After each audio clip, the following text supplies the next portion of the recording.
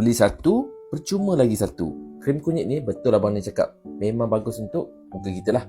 So nak bantu muka nampak glowing, muka nampak bersih, nampak lebih tegang. Korang pakai je krim kunyit ni guys. Kalau kena harga offer ni, beli sekarang tau. Beli satu, percuma satu ni. Kunyit natural. Nampak dia punya tekstur dia macam ni. Dia mudah untuk serap tau. Nampak dia senang nak serap.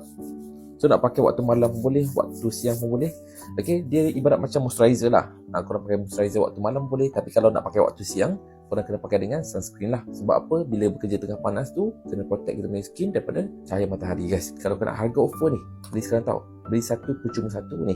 Kunyit natural. Harga dia murah je. Sekarang ada harga promo tau. Promosi sekarang, buy one free one. Nampak?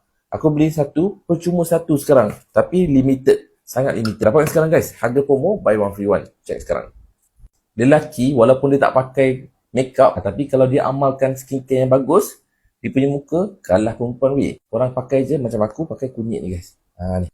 Bagus untuk tegangkan kulit muka. Yang ada masalah jeragat, jerawat.